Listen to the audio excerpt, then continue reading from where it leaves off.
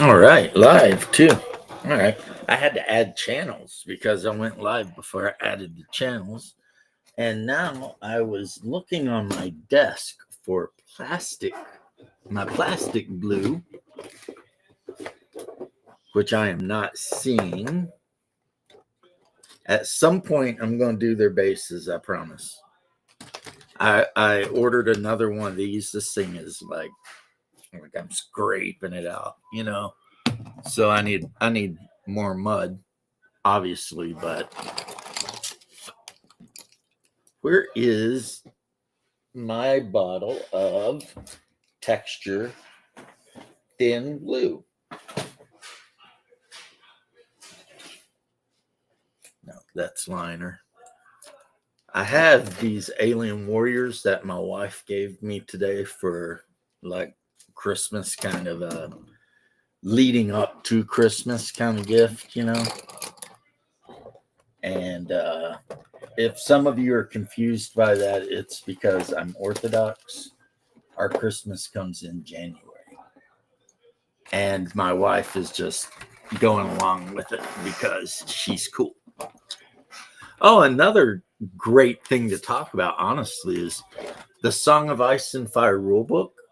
Very easy to read, but the other thing that's really awesome is when you open up the first page, it gives you the IP address or whatever for a app called the War Council, so that you can build all your armies online, which is, in my opinion, very, very badass. You know, you can just go online and build the army and print it out and be all like, haha, check me out, you know. So uh, I'll be able to go online and do my Victorian Greyjoy army. I'm definitely gonna have some you know, a non-combat unit, at least one. Uh, I don't know who though. Balin, maybe. I don't know because I don't know like the meta or anything. But yep. So I've got my snips. I've got my tester's glue, which I've melted some sprues in to make it a little bit thicker and a little bit like better for sealing gaps. And I've got my plain old snippers that came with um, my Elegoo Mars printer. So let's see now if these guys are going to be a pain in the butt. Now, I've already determined that I'm not going to worry about painting the aliens themselves because they're already printed in black. So, I mean, unless you consider putting a gloss coat on them to be painting, because that's what I'm going to do. I'm going to gloss coat them so that they look slick and slimy and whatever, you know. The only painting, like real painting, that's going to happen is dry brushing their bases a metallic color because the bases are black too. At some point today, I'm going to build this pack of light cannons. There's 6 of them in there because one of the ships I ordered, the bark actually, didn't come with any cannons, and it's supposed to have 4. So, you know, boo, boo. It sucks when, you know, you don't get the cannons for your ships. So, boo to that, right? Oh, I'm not even looking at chat. I'm such a bad live streamer. Hey, Hungar and Leth, how you guys doing? Hold on a second. I'm hoping the glue will fix these guys.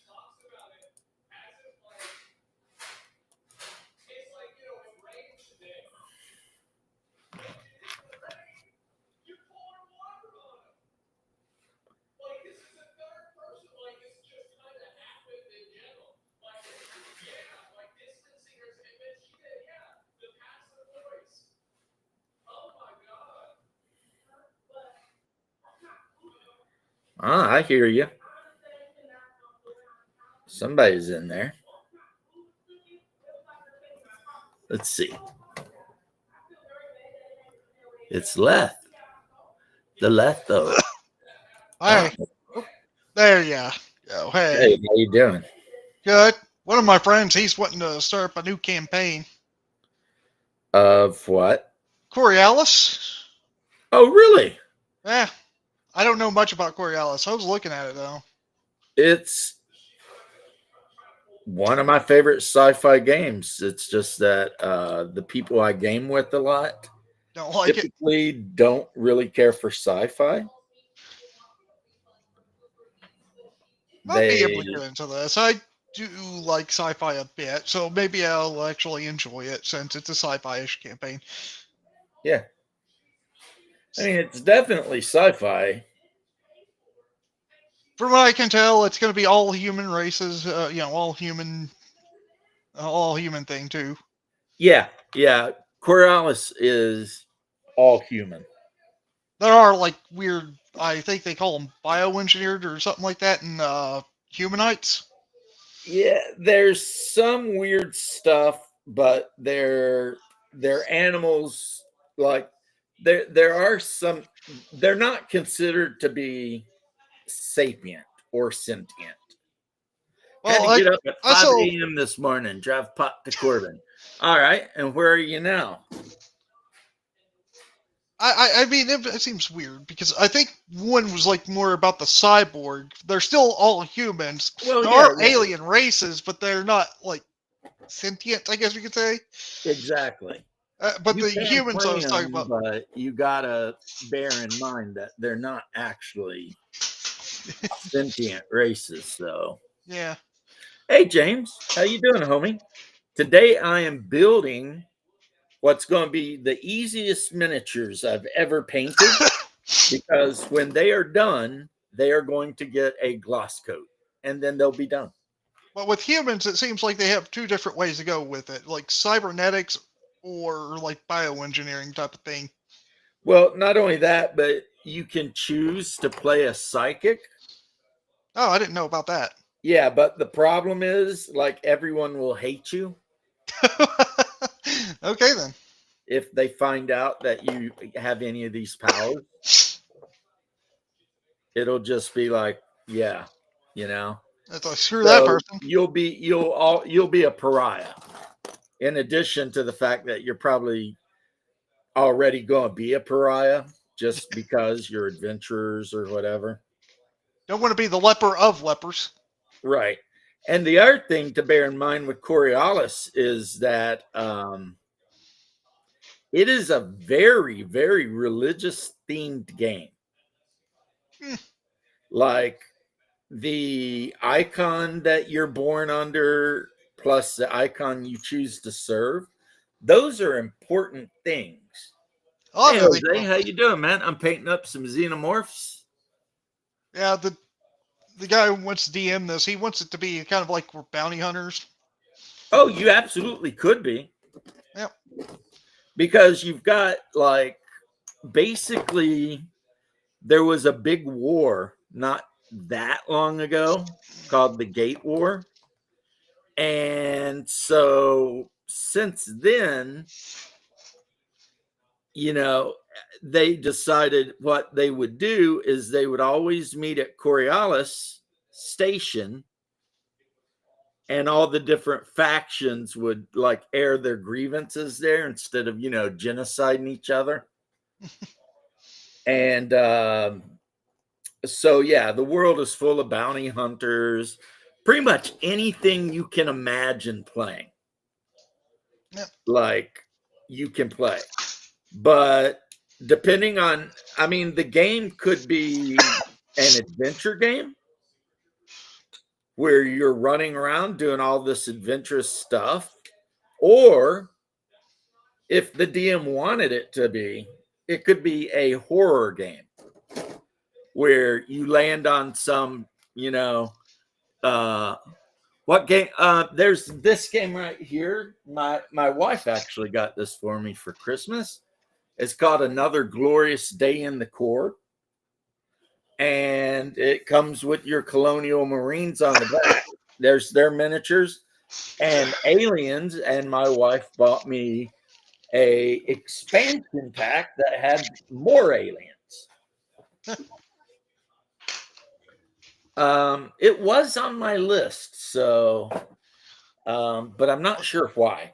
Let's play an However, they Aliens are war hard game. plastic. They're going together really well. And like I said, they'll be easy to paint because once they're all together, I'll just gloss coating. James is And gonna make a war game out of this. I think there already is a war game. About aliens? No, I didn't know. No, I think there might be. I know there's a role playing game. I could see a role playing game. It'd be weird, but I could see it. Yeah, in the role playing game, you make your character, and then like every character has like a secret thing that they want to do, and you're doing the adventure, and the more stressed your character gets, the more stress die you get, which allows you to do like a lot of heroic shit, but also can cause really bad issues. Hmm.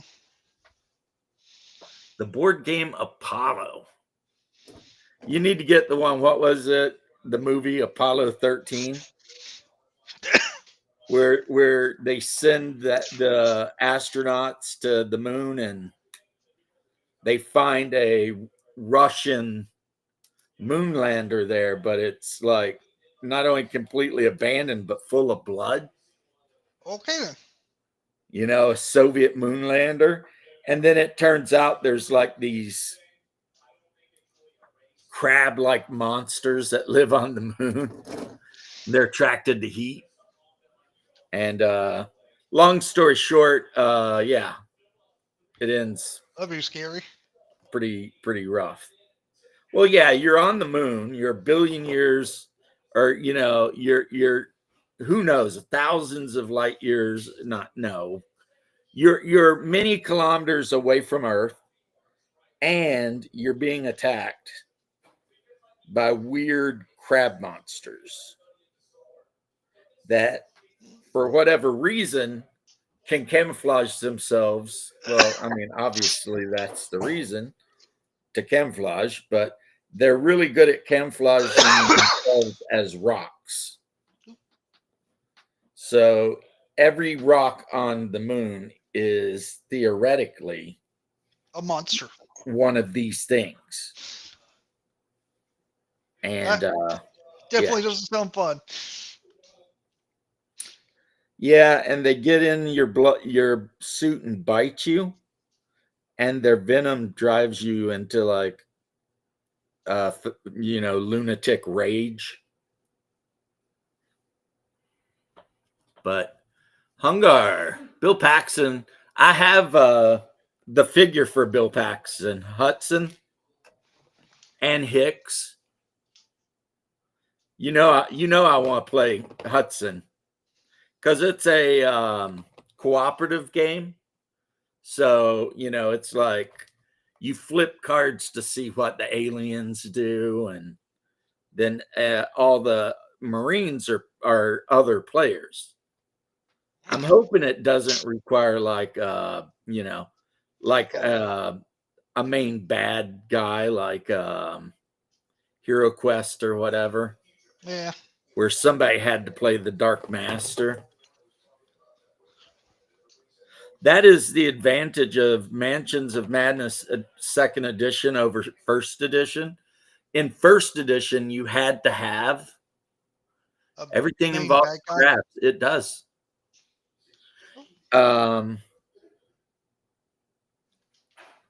In first edition, somebody had to play like the guy that ran the game.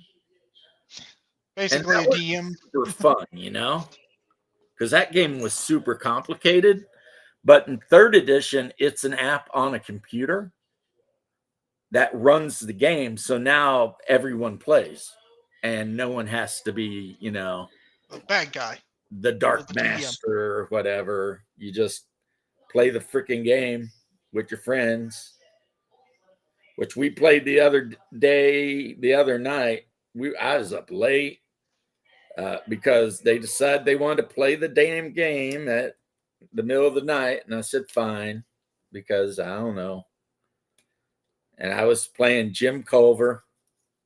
He's the blues musician with the golden trumpet that can see ghosts. And we had to shut down some cultists who were doing an evil ritual because that's what cultists do in this game. And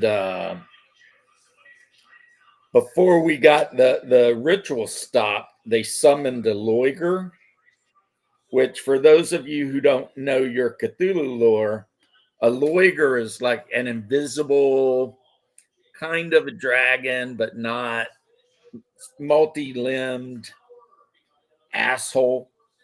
And it was coming after us to kill us, but your boy rolled super good, managed to tear up the ritual spot. And after I took all the ritual stuff and broke up the cultists' bullshit, all I had to do to win the game is run out of the house, which I did. And that was game over. Players win. So players won, evil cultists and elder gods 0. But yeah, Coriolis is really good. There's the you have the how you make your character in Coriolis is really simple, but you can do a lot with it. Yeah. And like how many skills you get is based on how your age. No, attributes are based on your age, and That makes sense. skills are based on your class. Because in the game, you get to choose whether you're going to be poor, a middle class, like craftsman or something, like the family you came from, or whether you're going to be one of the more wealthy people. And then that will determine skills you can take and how many is, I think, determined by age also. And I'd have to look at my book again, honestly. Yeah, I'd think about if I do play this being either a techish character or a stealth character. Well, I mean, they have both. Yep. You could definitely be a hacker, or you could definitely be an assassin. These are options in the game. Assassins, or I mean, the game has a very Middle Eastern feel.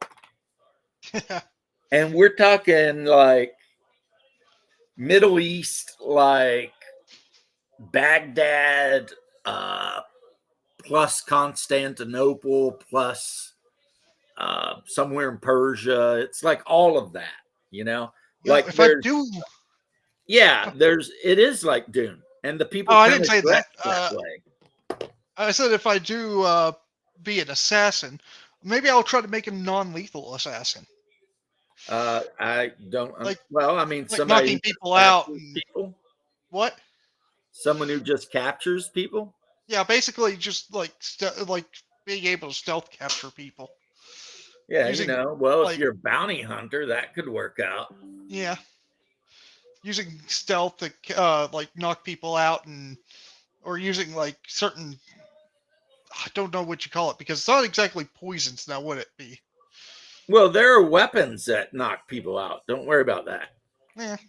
But couldn't you also use certain chemicals to knock people out too? Yeah, poison's a big thing in Coriolis Yeah. because Oh, yeah. Coriolis, the game, is named after Coriolis Station. And Coriolis Station is basically Constantinople. It's gigantic, and all the different factions have offices and operatives there. And a lot of shady dealing goes on, like a lot of drug cells, a lot of slave cells, etc. And yeah, yeah. Mm-mm-mm. So it's like super freaking corrupt. And also, you have to pick your allegiances. I mean, because your character could choose to be a member of the pariah. You could become a member of like the Merchants Guild. You could join the basically the military. What's up, Mobius? How you doing, homie? And the other thing about Coriolis, I will warn you about spoilers. Satan is super real, and they call him the darkness between the stars. And the servants of Satan are known by the people of the third horizon as jinn, Hmm. which that's the Middle Eastern Arabic aspect of the game. Yeah. So your character can absolutely not only encounter jinn, but even worse than jinn are like hollowed, which is a human that has had all the human taken out of him and is now fully possessed by a jinn.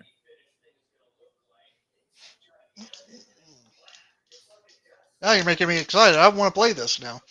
Oh yeah, yeah, yeah. Which is, as I said, why whatever your um, icon you're born under is very important, because during the game, if things go really bad for you, you can actually pray to your icon to get like a reroll or something, you know? And every character is born under the sign of an icon, but that doesn't mean you have to take that icon. Yeah, there's a difference between being born under an icon and taking on an icon, Right. I guess. Like if you want to be a Jesus worshiper, you have to come from a specific planet where they um instead of using the female version to represent the judge like a lot of people do, their view of the judge is, a young bearded man in robes with a sword. But those people are known for being very zealous, like super zealous, and they generally don't let people who are not part of their religious order even into the system, you know. But yeah, and the third horizon is basically 36 star systems, but there's multiple planets around each star system, and some of the star systems are binary or even trinary systems where you have habitable systems around um, different stars within the binary system, which is and they go pretty. I mean, the only thing that they do that I'm not a fan of is they do the artificial gravity thing, which that's just me being crazy. But other than me being crazy about artificial gravity, yeah, It it's does it's spin a it to really more like good game. science fantasy than science fiction. Well, everything else in the game is, for the most part, realistic. I mean, Yeah, outside of the supernatural parts. yeah, And you can land on some planets where, um, the Portal Wars, they used all kinds of super high tech shit, like drones and golas and things like that, right? yeah. It's possible to land on a world where a battle was fought and be attacked by a weapon from the Portal War, which happened like 100 years ago. But these weapons, a lot of them, are like androids. I mean, some of them might be mechanical, and some of them might be biological, Ooh. and Now some that's of an, them might be like a combination. now that's another thing though. With there being robots or androids, that Yeah. character could be cool. Yeah, I think the problem though is the sentience thing. Hmm.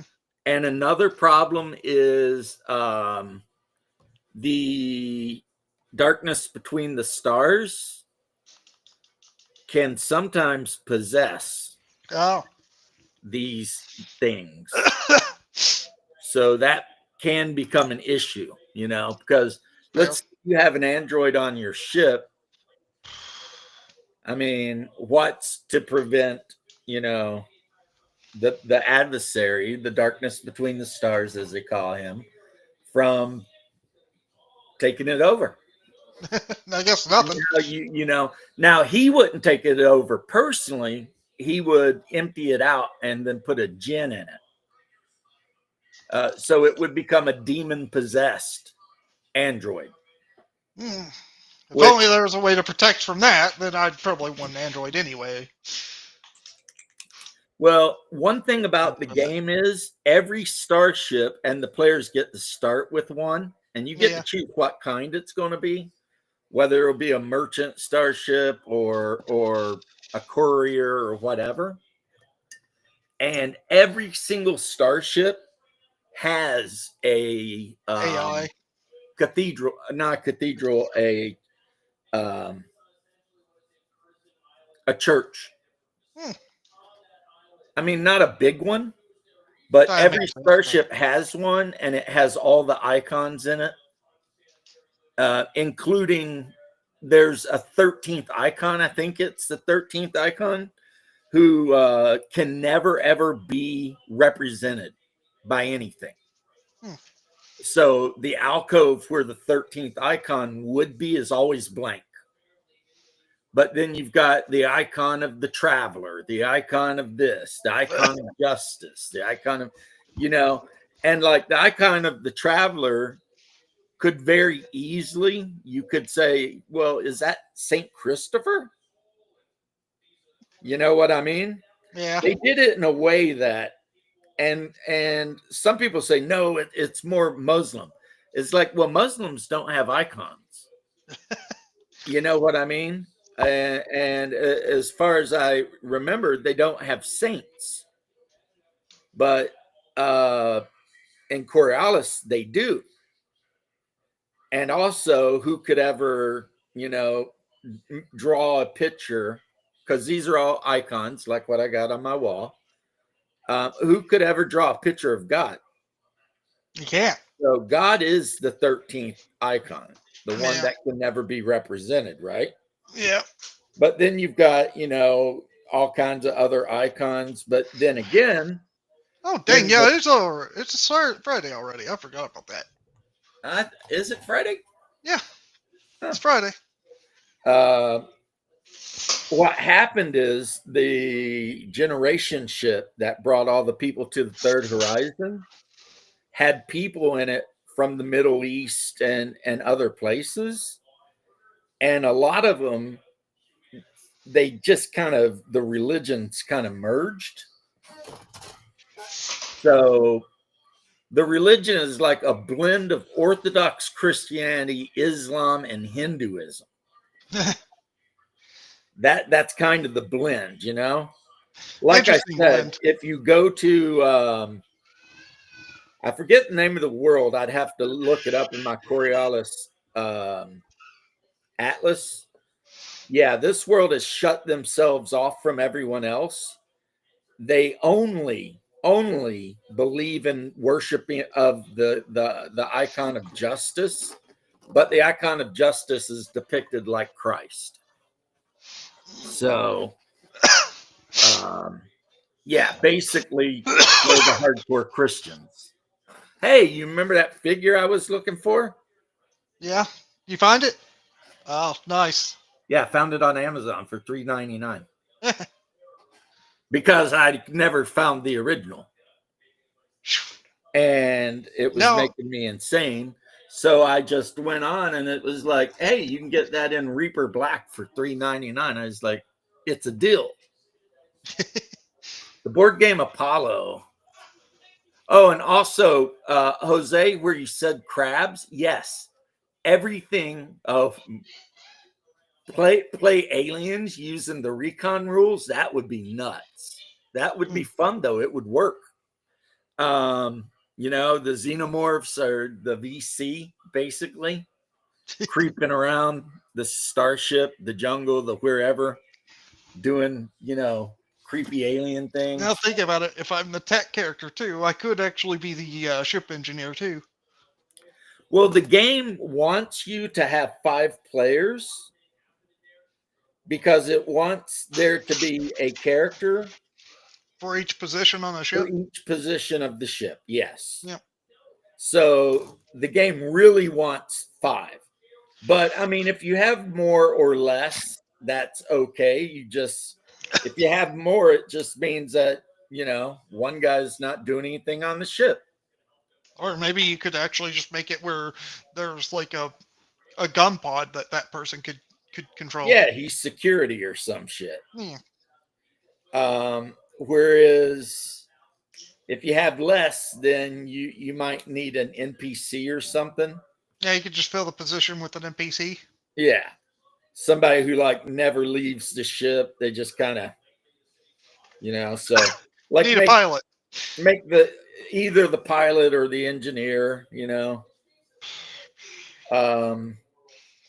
but then you basically, like, one of the first adventures they give you, which I'm not going to tell you all about it, but Why not want to? let's just say that you get a call and you have to go explore the wreckage of another ship, the Gazanti.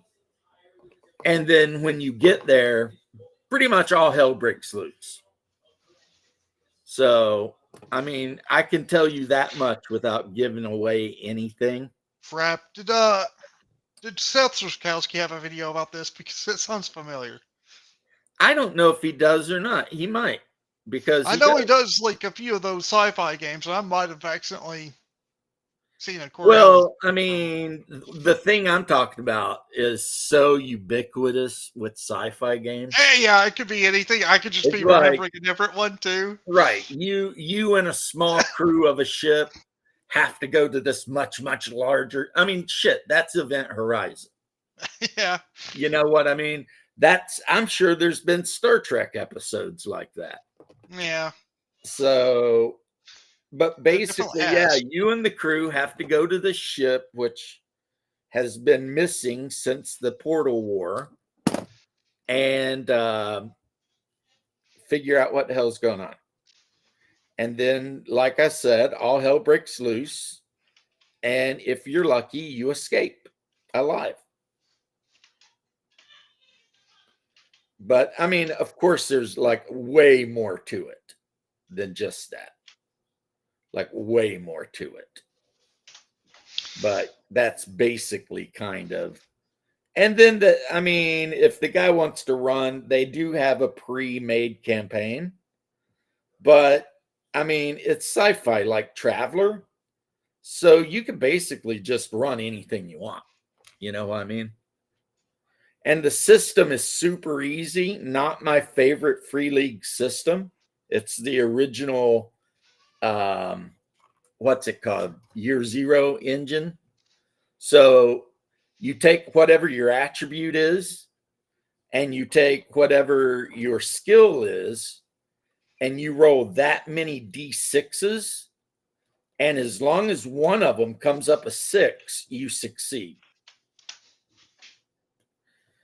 But if you don't get any 6s, you fail. Personally, I wish they would do a second edition of Coriolis using the Kazenti. Yeah. I wish they'd do a second edition of Coriolis, but using the Twilight 2000 rule system. Because of cartoon series. I don't know. But I do know you can, like, Let me see something real quick. Let's see. Oh, which reminds me, I need to plug this up and actually get that one cartoon on this hard drive. What cartoon are you watching? Not really for me exactly, but I got Cadillacs and Dinosaurs. Oh, nice. You found that? Yes, I had to. Hey. Come on. It looks like it'd be a fun cartoon to watch. Yeah.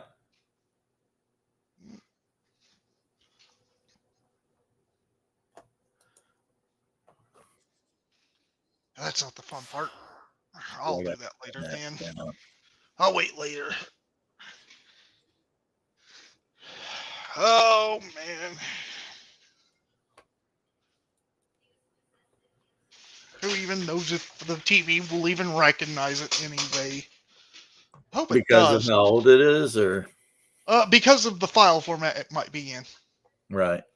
I find that the TV is kind of weird that it'll accept some file formats, not others.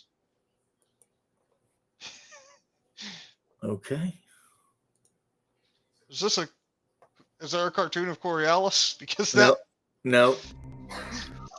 But let's put it on and look at it. A new era is dawning. The signs are there. The icons are whispering it. A new beginning, or a downfall. Many have forgotten the horrors of the Portal Wars. The destruction of the gardens of Otosan. Proud battleships lost in the silence of space. It was a time when the icons abandoned the people of the Third Horizon, when the darkness between the stars was in every man and woman. The video's been weird for me. The wars ended with a cataclysm. Why? The complete It's collapse like of the star portals. the audio's kind of cutting in and out, being static. It's very low because I don't have my The people of headphones the on. horizon turned inward. They built walls and isolated themselves from each other. Whole cultures were lost in those long, dark years. When the ark ship Zenith arrived from the faraway... If you want to look it up yourself and watch it, do that. It pretty much gives a very succinct... They built there's the starport, the Coriolis. And they spread across the Third Horizon. In just a few decades, the Zenithians had brought back civilization to the Third Horizon, with ropes of trade and knots of the Navy of the Legion. Newly awakened from their slumber, the powers of the Horizon gathered. The Council of Factions was created on Coriolis. Here, Zenithian corporations met the prophet warriors of the Order of the Pariah. Calm settled over the horizon. A new order. Yeah, it's saying that on Coriolis, that's where they strange ghosts all get together to plot the future. They claim to be the icons themselves in their true form. The horizon was shaken to the core by their arrival. Yep. With the emissaries came the mystics, a disease from the darkness between the stars, the prophets claim. Portents amass, the first come powers withdraw, while the Zenithians continue their expansion. In the midst of all this, a distress signal from a colony in the distant Tauwan system. A rescue expedition is sent, only to meet annihilation in the cold of space. Now, it is time for you to make your mark on the Third Horizon. Your ship is your home. And every spaceport is a chance to find work and adventure. You don't know it yet, but you will soon be caught in the coming maelstrom. Will you be the one to decide the fate of the Third Horizon?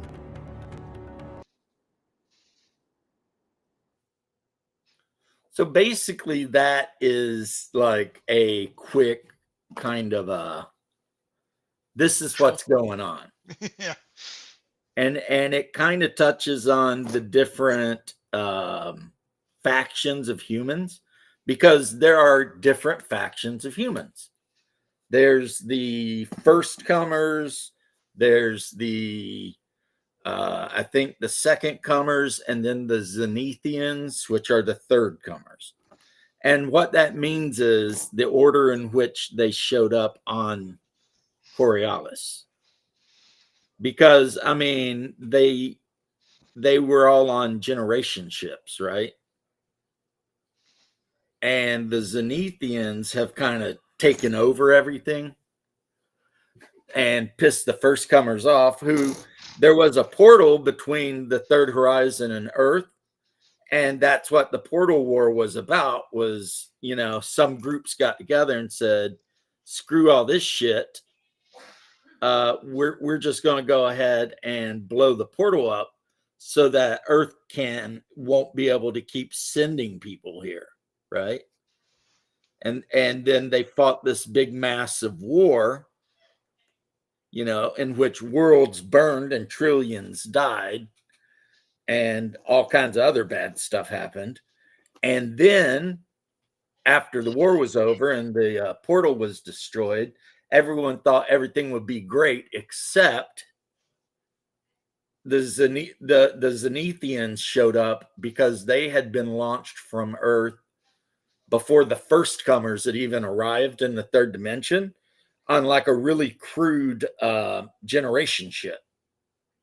So even though they're the last ones to get to Coriolis, they left Earth first. You know what I mean? Yeah. And because of that, when they came in and all the people of Coriolis had just got done basically murdering each other, the Zenithians had a lot of power, because it was a gigantic ship full of people who were all pretty much united and who had great technology. So they ended up pretty much putting an end to a lot of the infighting and making themselves the boss of everything, is kind of what happened there. They're like, yeah, this is all going to be for us, which of course has caused a little bit of envy and spite from the first comers and whatever. And then even though there's like 36 star systems in Coriolis, there's like very, very many more planets, because some star systems have multiple planets around them. So, yeah. As you can tell, see, you got me going off. Yes, I love Coriolis. Well, I like that you are going off. Is this helping me? I absolutely love that game setting. It's getting me am hyped. not the hugest fan of the system, but I would play the system. It seems similar to what was it? Vampire, but using D6s, from what I hear. Yeah, except like I said, you roll your die pool, but you have to get a 6. Yeah, which is And definitely harder. right. Whereas I wish they used the Twilight 2000 system where you rolled the die pool versus a target number, Yeah. because I like that better. And also, you don't just have die 6s, you can have like up to die 10s. I mean, you could possibly just modify that. I mean, it probably would still work out pretty Oh, well. yeah, you could 100% just make the characters using the Twilight 2000 rules, but using the Coriolis setting. It would, Yeah. it'd be pretty simple. I mean, barely an inconvenience. But oh, I hear your nephew. No, that was my mother. She's yelling. Uh, She's playing with the kid. you know, I used to enjoy the silence until I had kids. And then if it gets quiet for too long, you're like, Uh-oh. Something's going wrong. yeah, something's going wrong. You know, Well, they get The kid is into something because they're Uh, being really quiet. About having kids and how devious they can be. Like he had 2 kids, and like he had this this like little door that's supposed to keep the kids out from the kitchen. Yeah, good luck. They they made like a tower to get up there and open the latch, and he got into the fridge and started throwing milk jugs around. See, My that's why they daughters do that, were throw those. experts at breaking and entering by the time they were 6. I Just could like put child milk locks on everywhere. shit. They did not care. Lobtobe says R. I don't know what that R, means. matey. Arr. R. I mean, we could be playing pirates, but no. Well, in Coriolis, you could play pirates. Yeah, that's what I said. You There's definitely nothing play to a stop pirate. you from it. I mean, so anyway, guys, this is about all the painting these guys are going to get. That's all Here, they I'll put kind of my need. hand up They, and see if they it'll look focus. about right. They will get a gloss coat to make them look extra glossy and slimy, You, and that will be done. you know, James, you need to take one and paint it white and purple, Why? because then it'd be the third form of Frieza. Yeah, no. It's like, what do you think about my third form? I think Ridley Scott's gonna sue someone. Yeah. What are you talking about? No, thank you. I But know, yeah, I'm joking. these models are going to absolutely from Iceland to Algeria. Yep. It's like, why white and purple? Because then it'd be the third form of Frieza. Are you talking Dragon Ball Z shit? Yeah, Don't do that. no. I like the parody because it made fun of that. Right. I had a buddy that watched Dragon Ball Z, and I just never got it. Uh-huh. Like the whole time he watched it, I would like, Yu Hakusho whenever was I a better visited show him, anyway. I'd be like, "Hey man, what you up to?" And he'd Dragon be Ball like, Z. "Oh, I'm watching DBZ. This is like episode 352." And then like nothing would happen except the old man might get slapped by one of the girls. And then it was like, then a fight would happen, and the fight would take like 7 episodes. Yeah, the original Dragon Ball was much better paced, and I liked it way better. It was like, See, what happened was Dragon Ball was a really well paced, like fighting adventure anime, and then they turned it into whatever Z was. how to be a Bard in 1E multi-class. Yeah, the Bard in 1E, oh boy, actually breaks the rules of 1E, which say that a human can only multi-class twice. But to be a Bard, you actually have to go through multi-class 3 times, I guess. Oh, hey, it's that guy again. He's back. It's Condor. That's It's Condor. Welcome back, Condor. Yeah, that's one Condor's sock accounts because he's, for some reason, he won't just come on as himself, which is sad because it's not like I'd make fun of him or anything. I wouldn't. But the Bard class kind of sucks anyway, though. OSR nerds don't know what they're talking about as usual. Well, I was talking about Coriolis, which is not an OSR game. And yeah. So I don't know what you're going on about. Obviously, you just showed up and started talking smack because, yeah, I was Also, it wasn't multi-classing in the 1E, it was dual classing. You can only have 2 different classes. Yeah, you can only do 2 dual classes. But to be a Bard, you got to do it 3 times, which is bleh. Super Saiyan aliens. Yeah, it was just my problem with the anime was just like I said, it took forever for anything to happen. Like Condor, the literally, sexist like, racist. anything. And it was just like, oh my God. To be Maybe, fair to maybe I Condor, just lack the patience for I that. don't think I've ever seen him say any sexist or racist things. He is. Condor is a sexist racist. Why would I be Condor? Because you're acting like him and you play 5e. Well, who hasn't? But you're acting like Condor.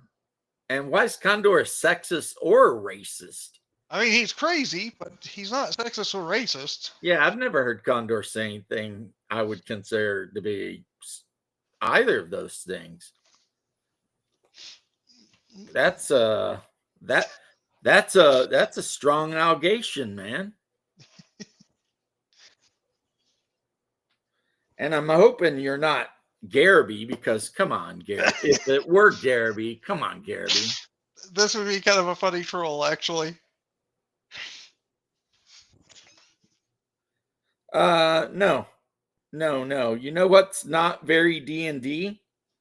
Thinking the DM who is running the campaign does not have the right To change to rules. alter the rules however they feel like. That's not very D&D. Like, I mean, in 1E, you didn't have to allow multi-classing either, or dual Nope. classing. And there's a reason in the 5e player's book, they are known as optional rules. Optional rules. Not you must play with these rules. They are optional rules. Rules that you can play with. Oh, now Condor is transphobic. He's anti-woke and complains about white replacement. That's racist. Dude, they talk about white replacement on the news. Yeah, they just say that it's a good thing. The myth that white replacement isn't happening in Canada, which is where he's from, is a myth. It is.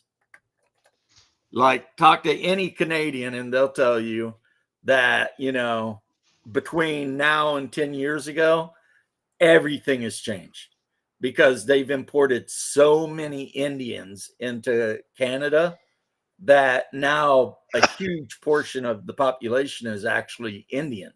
Yeah, I think you got that backwards. And it's not a myth; it's true. Yeah, you got that backwards. That's true. And anti-woke, I'm anti-woke because being woke is lame. It's like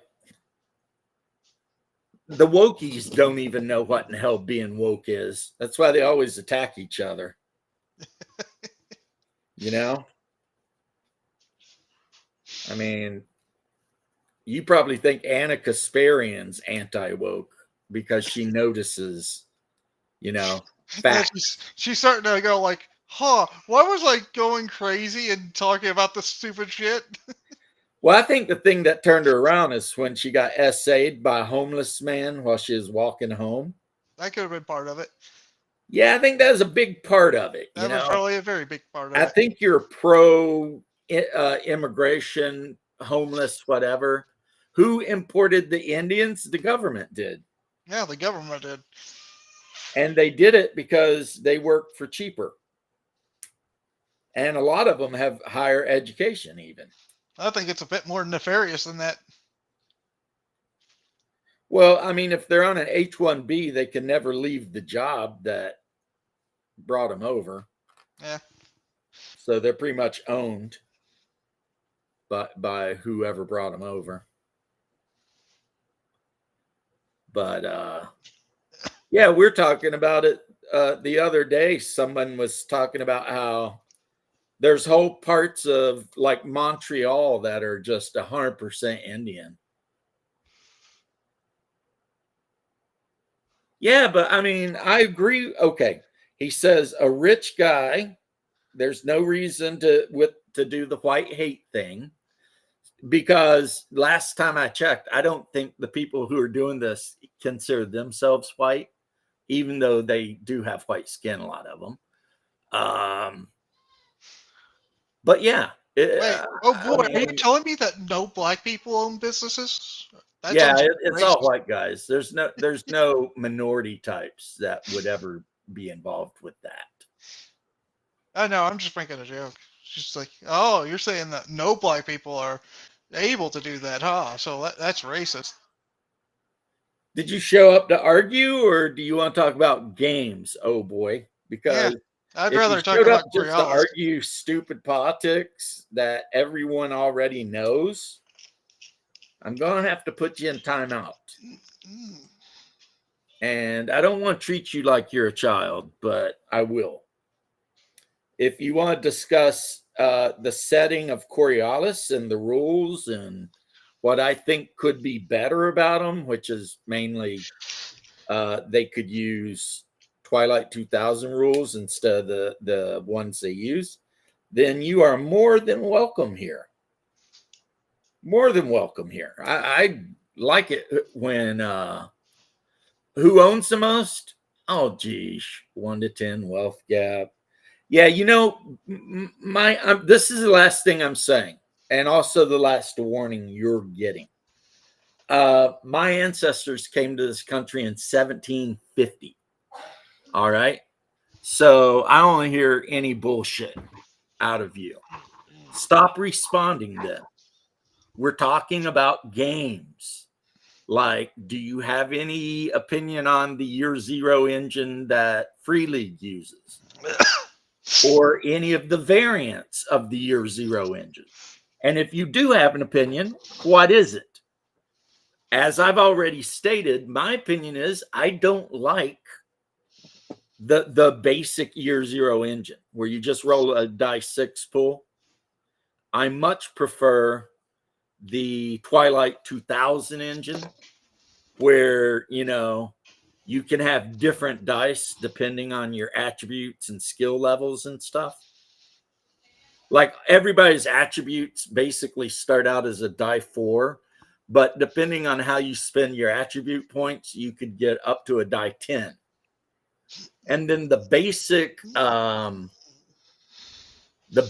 success is a 6.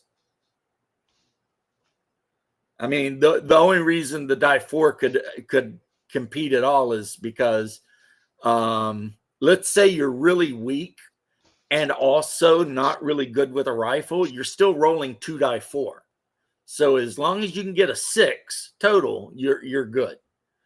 Who cares? 5e is better. If you've never played either of those games, you can't say that.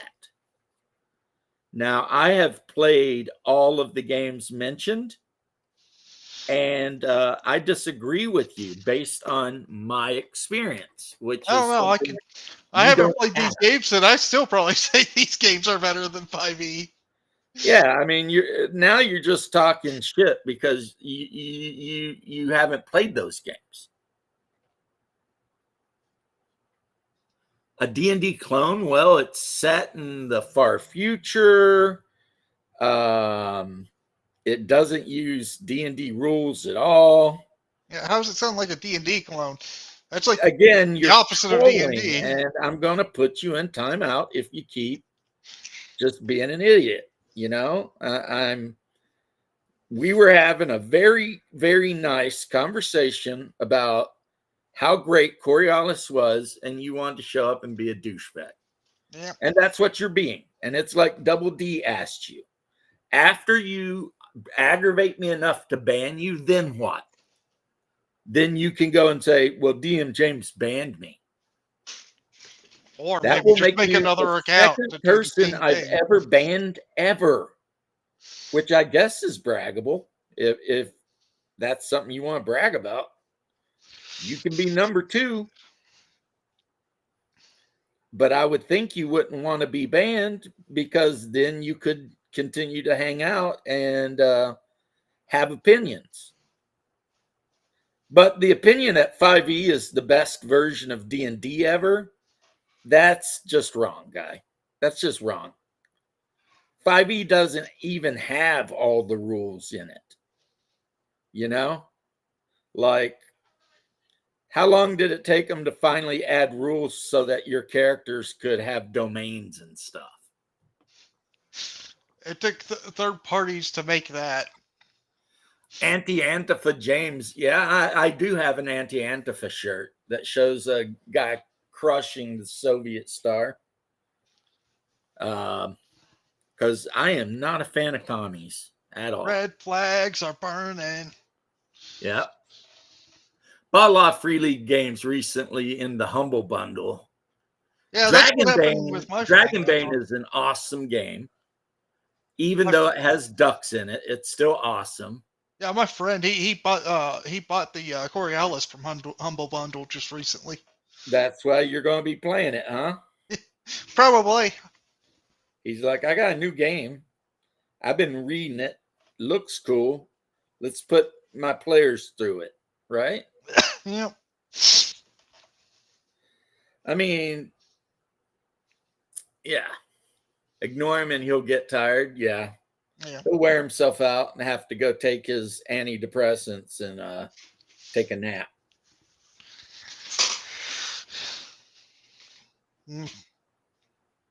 But and regardless of what he says, I still think it's Condor. Yeah. Wait till Condor just makes another video, then takes it back down. Yeah. Makes a video. But see, in Twilight 2000, though, to get back to why I like Twilight 2000, which again, Free League. Yeah, Darkwing Duck, James. What about Darkwing Duck? We need Darkwing Duck. You could play a Mallard thief and be Darkwing Duck. Yep. In Dragonbane. You could do that. You could do that in RuneQuest also, but that'd be weirder. But if I were your DM, I would probably kill your character. You'd be like, let's see. The boss hit you. Why me? Every time. Right. He wanted duck for dinner. Because you're a duck. And this boss just really hates ducks. No, he really likes ducks. For Or dinner. really likes them, you're right. Yeah. So how you keep track of like your level is not a number, it's a die. Whereas in Coriolis, it's a number, but the number is the number of die sixes you're going to roll on your test. And then both of them have the rule where you can do what they call pushing a roll. And that means you rolled, you failed, so you can push the roll, which lets you re-roll. But if you fell on a roll that you pushed, something really, really bad happens. And yeah, sorry about your luck. You know what I mean? Like your gun blows up or whatever it is, something really bad happens. He took an arrow to the knee. Right. Right. You get a permanent injury or something. You know, and they call it I wouldn't kill that character. We were talking about playing Dragon Age, and I had like 2 people wanting to play ducks. Not Dragon Age, but what was it? Oh, yeah, Dragonbane. And 2 of my players were like, "Can I play a duck?" I was like, "Yeah." I really thought there would be more players wanting to play the Wolfen. Nope. Nope. Ducks. And the one woman that I game with who always must play a halfling or a gnome. Halfling or a gnome. You know, like in Talislanta, she's playing a gnome kin, which is about as close to a gnome as you get in that game because, you know, of how fantasy D&D it is. Yeah, how different from D&D it is. So, you know, no elves, no orcs, no dwarves, no real gnomes, definitely no halflings. However, if you want to play a lizard man, a bird man, a cat man, oh yeah, that's 100%. Yeah, RuneQuest had the duck race too. Yeah. It had something to do with they had been cursed by God or something. Yeah, they got cursed by Yelm to never fly, to the point where even if they got onto an aircraft that works, that aircraft would just spontaneous brake because they're not supposed to fly. Right. It's they should have helped Yelm. Yeah, they obviously angered a god and they paid for it. Yeah, the only reason they're not dead was because of their goddess who stood up to Yelm, and Yelm was just like, huh, you know what? I'll be a bit merciful then. He's like, look, I'm going to cut you a break because I like you. I'm He going was to be impressed. playing in a Dragon Warriors. Well, isn't Dragon Warriors just basically basic and advanced D&D like Is combined? Dragonbane a furry game? Dragonbane could be a furry game, yes. Yes, it could be because you've got ducks and you've got wolfkin. So, depending on the kind of people you're playing with, 100% it could be a furry game. RuneQuest could be similar to that too, I think. I mean, you got the Keats and the and some other things like satyrs and stuff like that. Yep. So, yeah, if you want to be a furry, but you know what? Palislanta technically could be a furry game too. Yeah. Because, like, my game group, of course, most of them actually, no, I'm looking at the game group right now, and the majority of them are some kind of furry. I've got 2 cat people, a bird person, Got some and Khajiit. an actual fairy. And I mean, you know, like a dude with butterfly wings. And we're getting into the Fern Gully here. yep. Let me see here. I dropped a part of an alien warrior, and I'm wondering where he went. Not in that bunch of strings. Oh, he was stuck to me. Okay. That makes sense. But hard pass. It's actually a really good game. If you know, and if you were like the DM or something and you decided you didn't want the ducks in your game, I bet you most people would be like cool with it. Yeah. A lot of people would, because I mean, it's not that big of a deal. I mean, Bear plays a duck in the Dragonbane game he plays. Because Cody wanted to play Dragonbane, so I sent DM Cody one of my extra copies. Canopus, there, Jose, with Canopus, and I'm not 100%. I wish if Raven were here, he'd know. They have like a traveling circus type thing that goes all around the inner sphere, and that's where the cat ladies are. But they just look like humans with cat ears. Which you could do that in Cyberpunk, you know. Yeah. You could. I mean, you could absolutely go in and pay for, you know, a little bit of genetic modifications. Not even genetic modification, just cosmetic surgery. Yeah, cosmetic surgery. They would remove your normal ears and that grow tissue and make you some cat ears. And then there you are. Boom. No problem.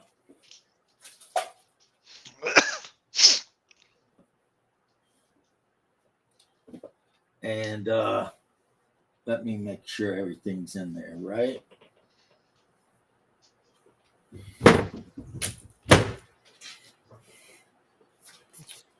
I need to find a way to make this like always viewable so that what's his name can know what a good game is. Yeah, this way better than 5e any day of the week. My favorite version of D&D. It's basically Moldvay Cook Basic mixed with AD&D First Edition. Man, it's so good. And these books are so well written Like as soon as you open the cover, right there it has the attack matrices, saving throws, everything for characters up to their max level. Right there. If you're using Thaco, it's got it. If you're not using Thaco, it's got it. It's got racial requirements to be different races.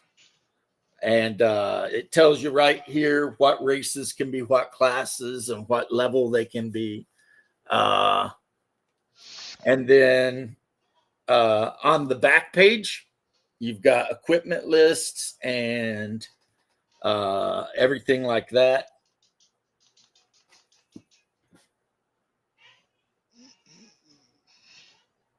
Setting based around Norse mythology. That's awesome. Boo, waste of money for layout improvements. I disagree. It's not just layout improvements. This game just, like I have the one that Gillespie made, and I compared the two of them, and I still like OSC better. For an OSR, for any kind of D&D dungeon crawl adventure game, this is the best game. You'll never convince me otherwise. Well, what are you playing that's so much better? I mean, I don't know what you're even comparing it to. Yeah, Ultra American, when I ran my campaign, it was very much set in medieval Russia. Oh, we're allowed to disagree. That's fine. I'm just curious to know, what game are you playing then? I mean, hopefully it's something based like freaking AD&D. That would be, I'd be like, okay, I feel you. You want to play a little AD&D? Can't argue that. I don't know why you're doing the poofed thing at me. Sorry, it's not you. It's just No, not you. Mobius put the thing, and it's like, I don't know.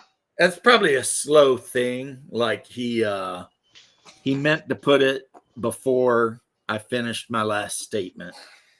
That's what I'm going to assume that is. Find OSR and white box games much more simplistic and enjoyable than games like D&D and Pathfinder. Yeah, me too. Rather play BX or AD&D. Well, I mean, yeah, I can't. I mean, I'm not going to argue with you on that. That's where I cut my teeth, actually. BX and AD&D. Mainly because I got the box sets and the Dungeon Master's Guide, but not any of the other AD&D books. And for the longest time, I thought they were the same game. Sometimes you need a little bit of variety, though. So Hungar and crew were playing the game, and of course I got elected to run it. And it was like we had AD&D monsters from the back, but BX characters. Needless to say, it was a mess, is what it was. It was a damn mess. But man, we had a blast. We had a lot of fun back then. I would have been 13. So he would have been 12. And it was my mom who bought it for me because of how much I loved Lord of the Rings and The Hobbit.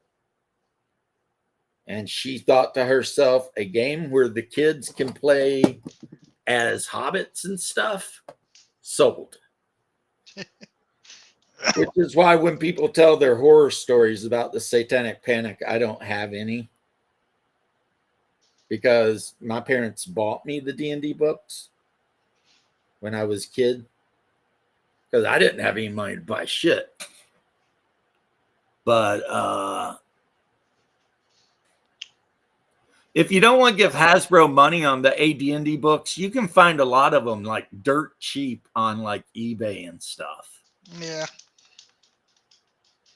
Seems like a waste of money. Okay, Mobius. You have to understand one thing about gamers and to a degree, me specifically, is I am a completist and a collector. And that means I will oftentimes buy shit I absolutely do not need. And it has taken me a long time. Let me tell you, it has taken me a long time to recognize that I had a problem and to start doing something about it. But yeah, I used to be like, if Wizards of the Coast put out a version of D&D, boy, you knew I was buying it. Don't even ask. Wasn't even a question. It was like, oh, 3rd edition, bought it. Oh, 3.5 came out, bought it. 4th edition, bought it. 4th edition Essentials, bought it. Actually liked that one. 5th edition, bought it and played it. You know, I was that guy. It was like every time anything new came out, I was buying it. And then something happened and I just stopped. I think it was Tasha's. Tasha's happened. I read it and I was just like, yeah, I'm done. You know, that's it. That's enough. I don't need any more. Yeah, that's enough. I've had all I can have. Like Popeye says, I've took all I can take and I can take no more. I think Popeye's now public domain. Well, anyway, that's basically how I was about it. I was like, I can't do any more of this. This has been more than enough. And I'm not going to do any more of it. And I stopped. And the game that weaned, first, after I decided no more D&D, I had to buy Pathfinder and run Pathfinder. And, basically it was just 3rd edition with some fixes. So big freaking deal. Yeah, and then after I ran Pathfinder for a little while, the game that broke me from being an RPG consumer was Labyrinth Lord. I was looking online and I saw Labyrinth Lord free to download, and I downloaded it and read it, and I was like, holy shit, this is good.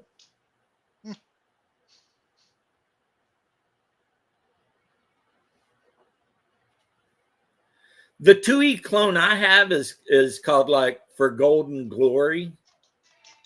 And it's a 2E clone all in like one book though.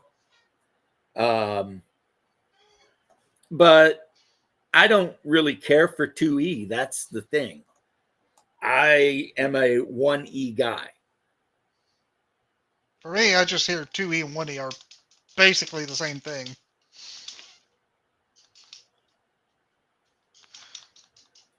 Oh man. Don't know how true that is, but hey, whatever. What? They're not the same. There's differences, but you have to be a real D&D nerd to really notice or care about them. Like, one of the big differences is how high a demi-human can advance in certain skills. That changes in 2nd edition from what it was in 1st edition. Okay. Honestly, that's probably about it, really. Mobius lost all of his stuff. That sucks, bro. Yeah, that sucks. I've been that guy. When I ETS'd out of the army, I had my games up there, like enough to fill a Cambro, and I ended up having to take a Greyhound home, and I couldn't carry that thing on the bus because I had my duffel bag and everything to go under the bus. So I gave it to my barracks buddies, and there was like Call of Cthulhu 2nd edition, a shit ton of Middle-earth role-playing books, I mean, probably by today's standards, thousands of dollars worth of role playing books, but you know, yeah. But yeah, I used to be the Wizards of the Coast super fan, is all I'm saying. It was like if Wizards of the Coast put something out, you're damn right I was buying it, no matter what it was. And I got over that. Now, excuse me one moment while I go get my drink, which I should have brought in with me, but I didn't. So I'll be right back. Talk Okay. amongst yourselves. Oh boy, that's gonna be fun. I don't know what to say. Oh, oh, oh boy. Let's see here. Yeah, no kid. 5, 5, or 6, whatever. That's no fun. They just want to make it into a mobile game where you spend more money on it for no good reason.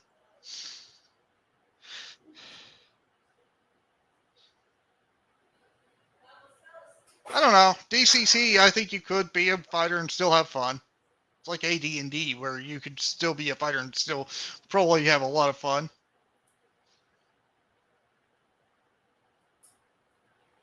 Yep, I'm pretty sure that is a bot.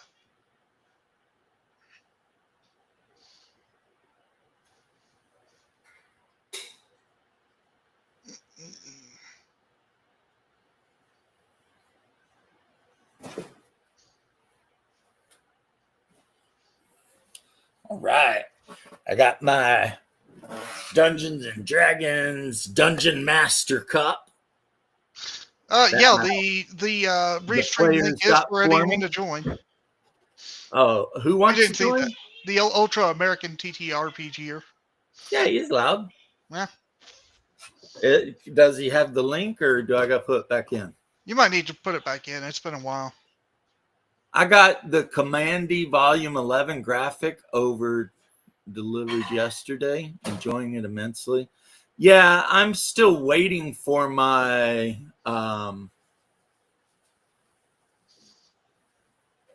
Also, here's something. Labyrinth Lord stuff, but Jose wants to I know. got a shipping number, so it's coming. Jose wants to know. He was told the best experience in DCC is to be a wizard. What do you think? It's interesting because all hell can break loose pretty quick if you're a wizard, Yeah, depending on true. your roles. All Yeah, hell can that's break also loose. true. Yeah. I mean, do you have like immense magical power? Absolutely. Can you mutate into an abomination that everyone just wants to kill on sight? Oh, yes. Absolutely. It's like, yeah, DCC handles magic way different than normal D&D does. Like, you make a roll, and if you roll a 1, your spell not only fails, but you get some mutations. So, love it. Hey, what's up, homie? Hello. Greetings, gentlemen. Glad to be a part of this. Been following you for a while, James, so thank you for letting me be on here. Anytime. I mean, I pretty much let anybody on. I mean, but I should like throw a grenade in the room and say that the best character class combination of all time is human fighter. If you guys disagree with that, I don't know what's wrong with you. For Hey, I don't mind it. D&D, any version, human fighter. Human fighter. My thought process on that is in a game where it's fantasy fiction, you can be anything you want. Why would I pick what I already am? It's kind of my whole thought process when I think about that. So I'm big on Oh, like you're a human all fighter? the I didn't know that. uh what I don't think I call myself fighter. I don't know what class I would be. That's a very good question. Well, I guess I'm pretty normal, so I guess I would make me human fighter by default because there's nothing extra special about me, and my job is very a physical demanding one because I stack boxes for my work. So Mm-mm-mm. I know I'd be a human fighter because I used to many 25 years, 30 years ago be in the SCA. So I actually have worn armor and got the shit beat out of me with rattan wood sticks. So I have been a human fighter. But yeah, there's the grenade though. Love it, guys in chat. Human fighter. If you disagree, you're just wrong. The most common class is human fighter. You know why? Because it's the best. Yes. But in DCC, Jose, playing a wizard is a lot of fun, but like I said, it's dangerous because, you could end up like mutated and have eyes that like a snail that literally like stick out on stalks. And, it can get really bad really quick. But Ultra American, what did you say you were playing? Second edition or something? Uh, so no, that's a clone I found of second edition called Rest of Transmutation. I'm going to be doing that. I'm going to be using that to run a solo game. At one point, I've just been putting it off for way too long because holidays just beat me down at work a lot. Because I worked for the I can't, I'm not gonna say I worked for the Spark, so holidays got really crazy for us as always during Christmas time, and so. But what the game I've been currently running is I've been running a Shadow Dark campaign for the last few months now, and doing a Gonzo Fantasy with Ventress Status's Chult setting. Oh man. I have heard nothing but good things about Shadow Dark. It's not my taste because I like AD&D, but for a 5e clone, I've heard that it's really good. Like a lot of people who would normally be old school can get behind that game. Yeah, I mean it definitely hits a lot of those marks. It's got that old school feel and a lot of like your typical 5e mechanics. I've actually only ever played in one 5e game since I started doing TTRPGs because I'm fairly late to the game. I didn't start playing until the pandemic happened, and I'm in my 30s now. So I started with actually funny. I started with Powered by the Apocalypse for my kind of first game system with some of those games. And then I wanted to explore what else was out there. And that's when I got into like OSR, D&D, Pathfinder kind of stuff. Like I have some D&D and Pathfinder books. I refuse to play them just because of how like over the top they can be with some of the mechanics. That's why I like again the more simplistic like Shadow Dark, and then even like I said, some of the white box OSR games that I found are much more simplistic and better compared to D&D and Pathfinder. Well, I mean, yeah, can't argue that. I mean, Left has competition for who's the biggest youngling in the room. Yeah. No worries though. I'm not going to pull an Anakin on either of you. Just start whacking the younglings. Yeah. But and of course, my favorite version of that is West End Games, which I don't know if they still have it, but a while back, whoever owns the rights to the old Star Wars West End game books re-released it in a slipcover for $40. I bought the shit out of it. And it's a great Dice system. If you like Star Wars, but without Jedis. Because which is probably one of the best way to do it because it's either all Jedi or no Jedi in Star Wars. Right. The game takes place like right after the first Battle of Yavin. So there's really no Jedi. Is just pretty much what it is, you know. Luke Skywalker is on Dagobah or whatever, and so your characters can join the rebellion, or they can just tool around and be bounty hunters or whatever the hell they want to be. But the Dice 6 system for that game is really good. You just roll a handful of dice and add them all together, and if it beats a number, you succeeded.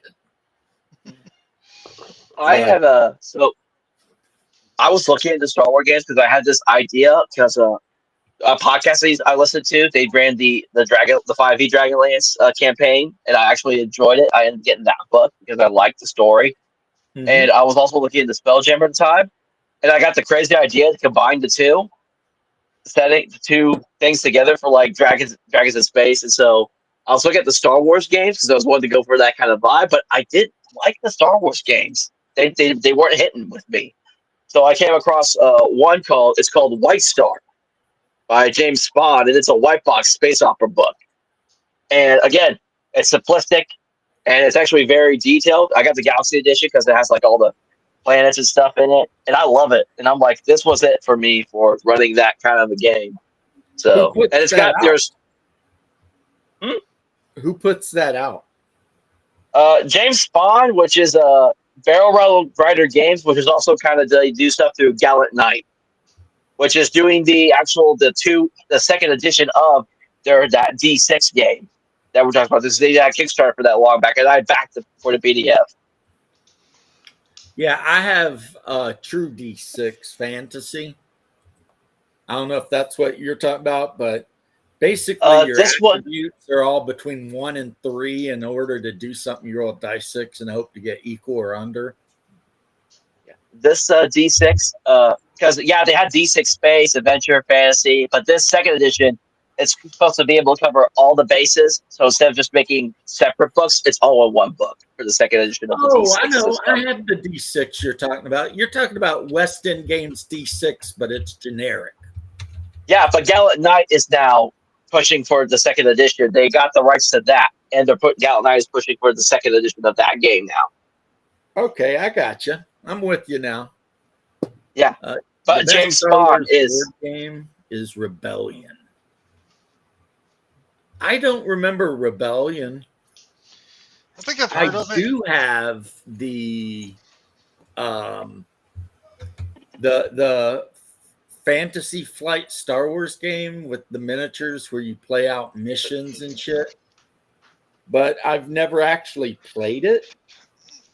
So I couldn't tell you if it was good or not, really.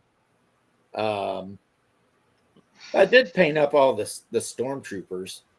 I do know at my local comic shop down here, there's a pretty good-sized crew of people who play the Star Wars war game. What's it called? Legions? Yeah, it's Star Wars Legion. Yeah, I played that. It's like 40K, but Star Wars. And there's quite a few people who play that down here. It's a fun little thing, at least when I played it. Ordered Secrets of Blackmoor. I have Secrets of Blackmoor. It is good. I have the 2 discs. I've got it. Yeah, I own the DVD. And I talk to Griff sometimes on Twitter. With my favorite, but for Star Wars Legion, my favorite strategy in that game is just rush people with like fleet troopers because they're basically shotgun. If you don't get a hold of Griff and get that right away, let me know. I got Griff's home phone number, so if I can get a hold of him for you if you need. Yeah. Vic up here is like in with the in crowd up there in the Twin Cities. I got everybody's phone number. Yes, I admit that. I have nothing against Griff, but he unfollowed me because what I did on my Rumble channel, I was doing an interview with the YouTuber Scudder from Mike, who was also big in like the Brosar community, because I was just asking him questions about that stuff because I was having a big tiff with them on X for a while, but Mike is like the level-headed one of those guys, and so we were talking, and I had him on my channel, and then Griff followed me after that on X. So I don't hate him though. I mean, if he does. I know he doesn't like him personally. I can't blame him.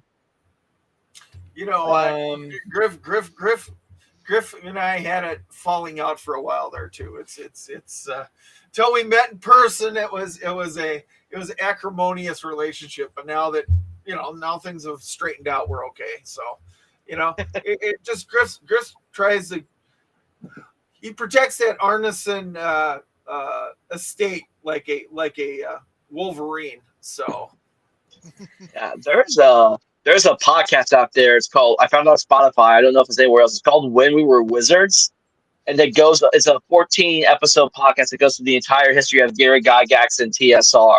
and all the shenanigans that happened with all that stuff. And it was really cool to listen to, though, getting to like learn about all Oh yeah, I've listened to that. That's produced by God. He lives in Omaha. I know the guy's name. I've talked to him. Paul Stromberg. Paul Stromberg, I think, does that when we were Wizards, if I'm not mistaken. So that. I'm looking it up again because I think you may be right, but I don't know for sure. 100. uh, I don't think I ever listened to it. I work 10-hour shifts, so I listen to podcasts like all the time. So Nice. What I do not like about Legion is that it is a rabbit hole for money. It is. That kind of is, yeah. Well, see, Battletech don't have to be a rabbit hole for money unless you're one of those guys that has to have every single mech and every single variant of every single mech. Again, the only way I played Legion was online on Tabletop Sim. You know, like me, Jose. I have to have every mech. Again, though, I really like the shotgun strategy. Just run up and shoot everything with the shotgun. It works. Yep. Somebody put in like Anakin just in range. So first turn, I basically ran up there and shot him with a few shotguns and killed them. You're not a good person, left. I'm sorry. I love the idea of 40K and like the whole story and setting with it. I just don't see the reason to spend that much money on pieces of plastic. Because the running joke is the reason they call it 40K is that's how much debt you'll get in once you're done. Well, at least, I would say that's about the truth. I, having been a 40K hardcore player since about 96, would agree. I recently stopped playing 40K, but I still play 30K. And I've got my $150-something Sanguinius Angel sitting right up there on the shelf. Yes, that shit is too expensive. But I've recently, not that it's, well, no, it's very, very much less expensive, started a Song of Ice and Fire. This is a unit of my Greyjoy guys. I just got to do the actual character, their bases, and finish. So, yeah, I've pretty much quit Games Workshop entirely and started Simon Games. This is the Victorian crew, or the crew of the Victorian, which is one of the ships, and they'll be led by Victorian Greyjoy. This game's weird compared to other war games in that there's non-combat elements to the game, as well as cards that can be played. So, like in a game, there's a piece with spaces there. So if I'm playing Greyjoy and I decide to take like one of the Greyjoys as a non-combat unit, then on my turn, I can put that Greyjoy on a spot on that map, and it'll give me some advantage that I can then use on the battlefield. Like there's stuff like regenerate three members of a unit, or do this or do that. So that represents there's politics going on as well as the battle. And then depending on your commander, you have a deck of cards, and there's ways to get tactics cards into your hand. So if you're getting ready to charge somebody, you could play a tactic card that says that your opponent is vulnerable, which means they get penalties to their armor saves. But if they have a card, they could play a card to cancel your card. I mean, so yeah, but otherwise it's a deep game because the rules are very simple, but a lot of things can happen, you know. And the other best thing about it is everything you need to know to play the game really is on a card. Like all of your units have cards that tell you everything you need to know about that unit. This Right. is see, this is the non-combat thing.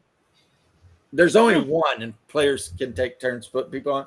But like, if you put it on the combat thing, it says one friendly unit can take a free attack action, or can make a free maneuver, or you can draw 2 tactic cards, or restore 3 wounds, or you can try to force an enemy unit to make a panic test at -1.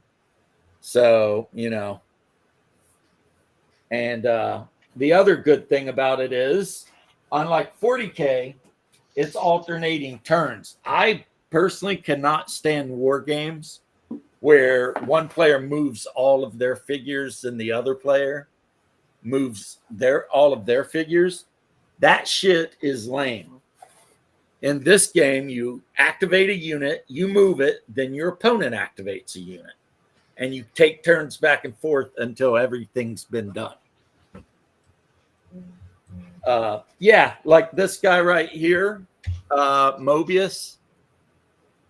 I know he's a little glossy. Well, I need to get the right sized cards. Those cards are for Ennis. But that is a Black Tide Chosen.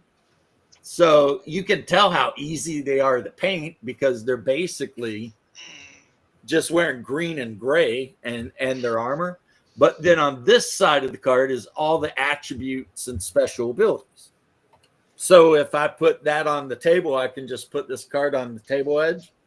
And if I need to know how many dice they roll when they attack or anything like that, it's right there. One thing about the Greyjoys is every time they wipe out a rank from an enemy unit, they get plunder tokens. And the more plunder tokens they get, the stronger they get. So it's a very pirate-themed house, the Greyjoys. I also have Stark, because of course I do, and Lannister. But I bought Lannister for my brother because he said he wanted to play Lannister. It's actually funny because I meant when I was talking about the Dragon Warriors game earlier in the chat, the GM of that game and one of the other players, they met because of a Song of Ice and Fire. And that's how they met. And that's why, because it's on a War Mateus' server. Yeah, they met to the war game, and now we're on a TTRPG. So I think there may have been a TTRPG version of Ice and Fire. I don't know for sure 100%. There is. I own it. Okay, so I think it may have been the TTRPG, not the actual miniature game. But they met through that. There's a couple of books. There's the core book, and then there's one called Something of the Ravens, which talks about the Black Watch or whatever they're called. And so there's a couple, but in that game, basically the players make a house and then they make characters. And they're going to make like a minor house within Westeros, and then they can choose which of the greater houses they're affiliated with. So kind of like how the House Clegane was affiliated with the Lannisters. And then the whole game is, about doing shit to empower your house. So one guy can make a warrior. One person could make somebody that's really good with diplomacy, etc. And there's a part of the game where you have to actually run your fiefdom to make money so that you can pay taxes and buy men at arms. And I mean, I think Green Ronin did. I've never played it, but I bought it. Right now, we are currently in the middle of a One Ring campaign, which is I just bought that recently because a Bundle of Holding had a deal to get the second edition. It was the book, and the Strider book, and then there was one other thing with it. I can't remember what it was, but it was 3 PDFs for $8, and I just got those because Because that's what I've been wanting. Because I've heard about all these different Lord of the Rings games over the years. Like even I follow the Evil Dungeon Master. He talks about Merv, and I was actually trying to find some of that and talk stuff around here in the dark scours of the internet. Yeah, good luck. Good luck. I have a couple of box sets, but it like some of the source books for MERPs will run you $200-300. I do own it's called Against the Dark Master, and a lot of inspiration for that game it gives to Murph itself. So Right. Yeah, I've got it. It's like I actually sent a message. I think it's made by an Italian company, and I sent them a message. I was like, have you considered splitting that up into 3 smaller books or something? They did that now. They have the player's guide and the GM's guide now. They separated 2 different books now recently. Oh, wow. Yeah, you can get, but you can still order the main like physical like whole book through their website, but the player's guide, the GM's guide, you can order those through drive-through now, like POD and all that. Oh my goodness! I wonder if they heard me. And they're like, hey. You probably weren't the only one. I'm sure of that. Yeah, because it was like not easy to find particular things. Could play MERPs with Varg. Varg's got his own game he's playing.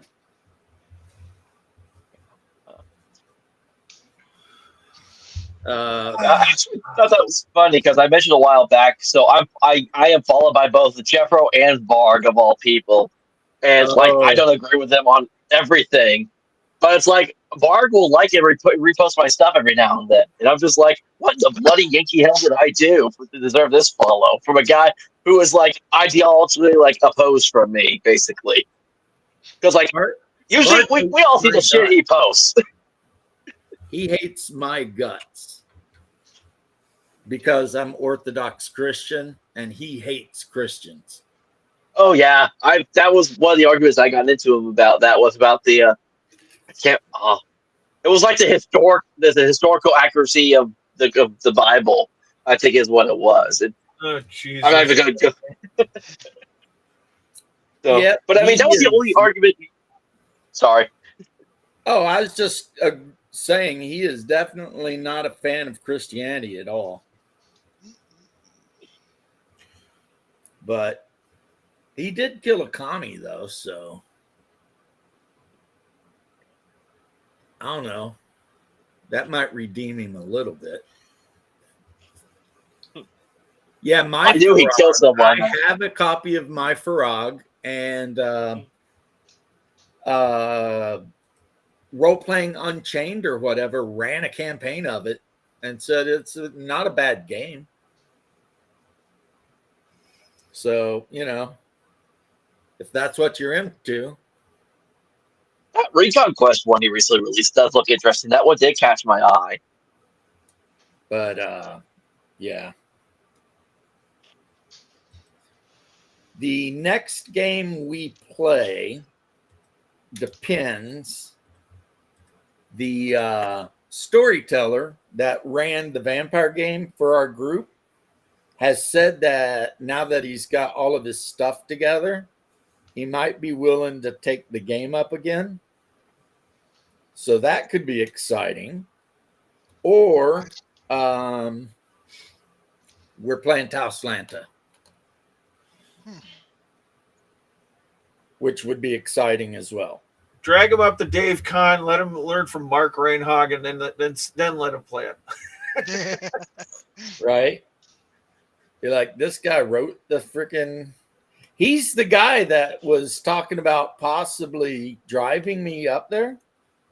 Well, and bring him on. Of course, he got into a car accident like 2 days after he said that, and totaled his car. Well, you got 3 months to figure it out, man. Right. That guy's weird. He's one of those guys that just likes driving. It's like, what's wrong with you? Well, some people just really like driving, apparently. I drive all the time, man. I'd rather drive than get on an airplane. I mean, if I'm going somewhere and I'm going to be in like Florida for more than 2-3 days, I want to have my own car. I want to be able to just drive around and do whatever, because once you figure out your flight, your rental car, and your flight back and everything else, you push it all together in the total, and it's like I could just drive down and drive back and it'd be cheaper.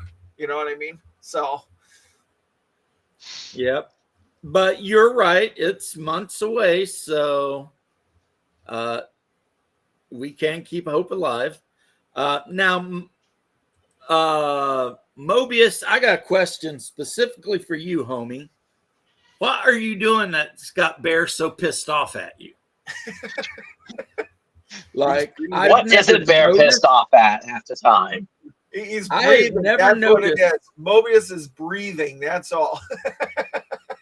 And Mobius lives up there with him. I mean, granted, Canada's a huge country, but they're fellow countrymen. And I'm just all like, what did you do? He's breathing. That's all. It just, you know. Well, Condor jumped in earlier. You missed it. Oh, Condor was around? Yeah, under his 0070 boy account, though. Oh, God. Mr. I know better than anybody about fighting, you know. So Yeah, I well, was he started talking just politics and shit, and I told him if he didn't start talking about games, I was going to put his ass in timeout or ban him. And Yeah. I've only ever, in all the years I've been on YouTube, which is like 8 or 9, I've banned one person ever. And I was like, you will be the second person I banned. And then I asked him, I was like, do you remember what Double D said to you? After you piss everyone off to the point that they don't want to talk to you anymore, then what? Like, after I ban you, then what? You sit in your room and you think, yay, I got banned. I mean, then what? I mean, there's no winning. Yes, you missed him. There's no winning for you. Basically, though, he called everyone who played OSR games idiots, and 5e's the best game of all time. And Oh, Jesus Christ. And it was just like, it actually made me doubt for a second. I started thinking, is this Condor or Garby? But Garby would come in on his own account. He wouldn't come in on a sock puppet account. I mean, I've had Garby on the show with me before, so.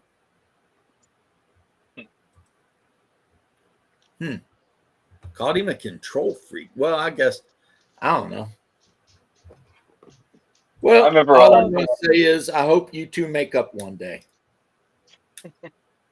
Because it's funny. I was on Double D's show not that long ago, and we were actually reviewing one of Condor's videos, and he's spewing all his same old. But while he's trying to, there's the instrumental for 1,000 Miles playing in the background. So halfway through the video, I pick it up and I'm like, hold on a second. Does he have 1,000 Miles playing in the background while he's trying to come off as like this hardcore weird dude? And we all just died laughing. It's like to Terry Crews, and I need you, and I miss you. Yeah. Oh my goodness. I've heard that he at least removed the big box of Q-tips from his dresser. Because he would do like a video, and there was this giant box of Q-tips on the dresser right behind him. And it would be like, what in the hell is going on with this guy? The Q-tips were used to tickle his synaptic nerves. Or Yeah, maybe. But he's another Canuckistanian. I don't know what's going on up there. Something in the water up there, because the Canuckistanians are freaking That's what I was out. going to say. There's another guy online. I don't remember. It's one of the trucking guys. He calls them snow Mexicans. Oh, Yeah. God. It's like, lately, though, it's a fact. The Canuckistanians have been losing their damn minds lately. I don't know what's going on with those guys. Trudeau put some shit in the water, and they're all pissed off about it. they got Trudeau up there. That's all that matters. Right. He's not exactly what I would call a Inspiring leader. I was Yeah. watching a Canadian dude on YouTube, and he was saying when Trump said that he's going to make Canada the 51st state, a lot of Canadians in Ontario where he lived were like with it. They were like, all right. Yeah. Well, their dollar would be useless then, and if they exchanged one for one, they'd all make 50% more. I mean, at one point in time, back in the 90s, their dollar was equal to the United States at one point in time, and it was like, why didn't they just switch over right then instantly and say, nope, Canadian dollars are now worth the American dollar, and we're just going to have the American dollar here, and we'll never devalue ever again. You know what I'm saying? I have no answer for that. Well, just saying. Yeah. My favorite, one of my memes I keep seeing, because we're talking about Canada now again. I love the memes where it's talking about like all the different healthcare. So it's like socialist healthcare. We're going to charge your neighbor $5,000. American healthcare. We're charging you $5,000. Canadian healthcare. Have you thought about killing yourself? Yeah. Yeah. That's the meme that I constantly see it all the time. Yeah. So I hear you're not feeling very well. Have you thought about killing yourself? Exactly. It's like, I guess that's one way to save money on healthcare. Just talk everybody into euthanizing themselves. It's like saying that if you blow up a planet, you drop the unemployment rate to 0. Uh-oh.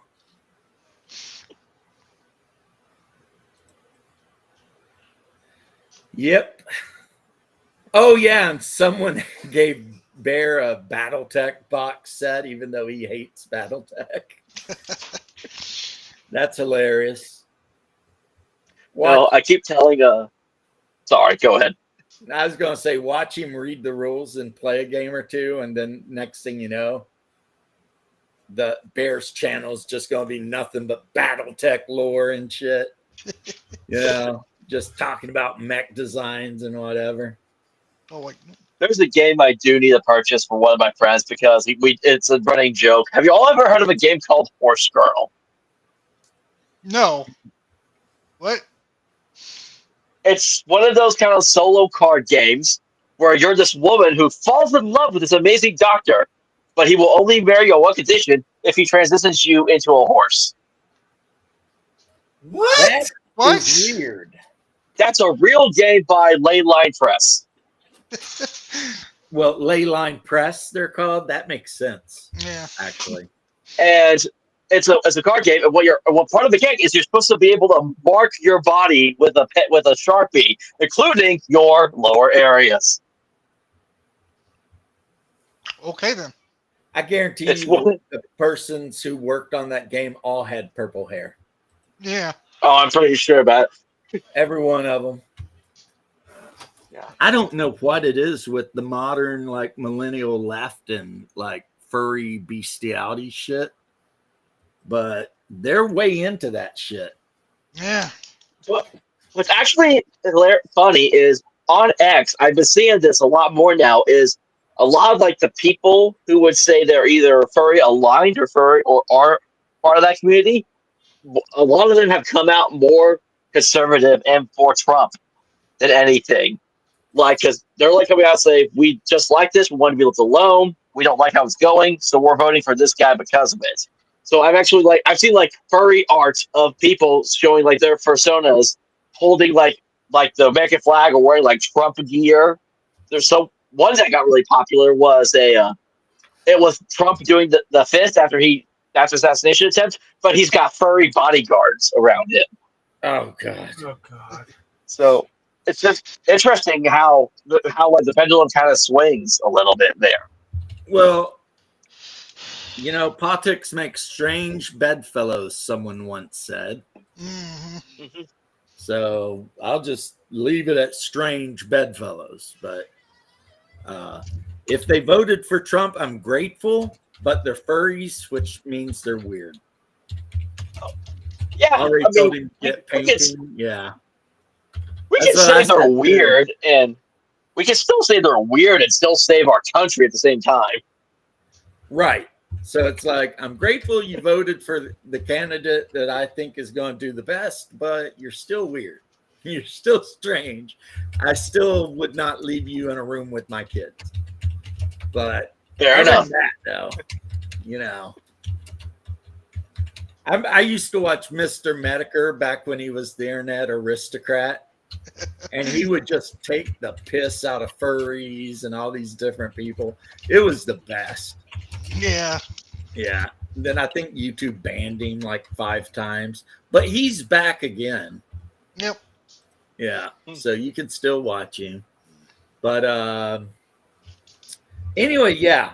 Coriolis is a good game. The only thing I wish is they'd reprint it using Twilight 2000 game rules, because the Twilight 2000 game rules, combat rules, character rules are amazing. And I wish I hadn't deleted the video where I played out a battle between a Soviet BRDM and a rifle squad versus an American Humvee with a 50 cal mounted on it and a American rifle squad. Because I'd played that battle out using Twilight 2000 RPG game rules, and it went really smooth. And one thing I learned is suppression dice are a killer, because if you roll the suppression dice at somebody, well, anytime you fire a machine gun, you fire the dice to hit and a number of suppression dice, right? And if the symbols come up, the people you're shooting at have to make cool checks or hit the dirt and miss their turn. So a guy with a high suppression weapon can keep an enemy unit like locked down while the rest of the crew maneuvers around to try and enfilade, which as an infantryman in real life, yeah, that's how you do it. So, and the game actually, it is as close to simulating an actual firefight as any game I've ever seen. Because of the, yeah, nerdy, because of the suppression, taking, panic checks, freaking, if you get hit in the chest by anything, you're probably dead. Because that's what Twilight 2000's like. You don't have that many hit points. And an AK or an M16, it has a better than average chance of just killing you, let alone a 50 cal. You catch a 50 cal round, forget about, Oh, goody. Yeah, you're just done. Turn you inside out. But it is a pretty good game, So that's what I wish. And I guess I could just do it by myself. You know what I mean? Because all of the careers in Twilight 2000 could easily be converted over to play in Coriolis. But,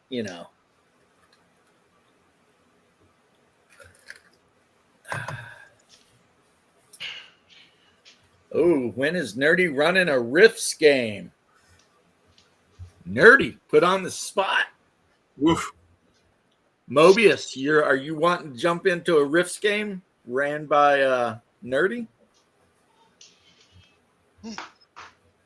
He can set it in the southeast. You guys can be in dinosaur land, just running around fighting dinosaurs all day.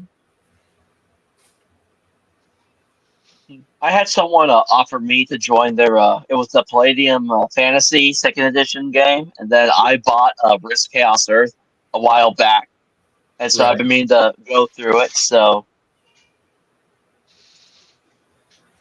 a lot of people love Chaos, or no, not Chaosium, Chaos Earth, and all that. To me, it's like AD&D with extra steps.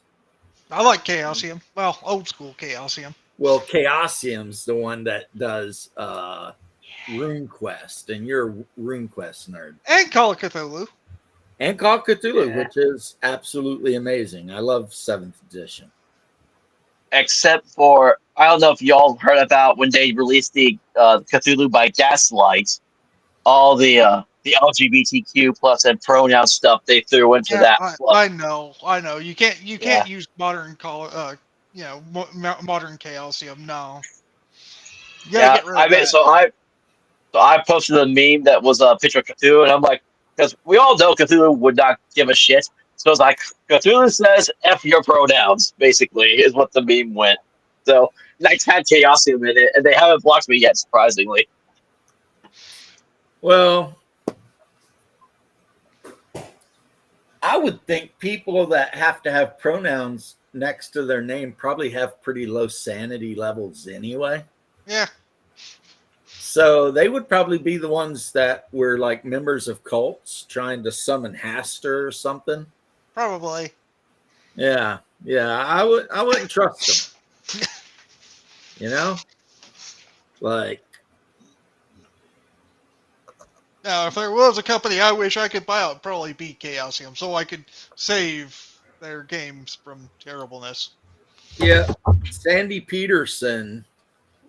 You guys all know that most of these designers, man, they get this focus on a game, and it's like, nope, it's got to be this way. They don't want that outside criticism to say, hey, you can tweak it this way before the game's even released, and it would be a better game. They don't.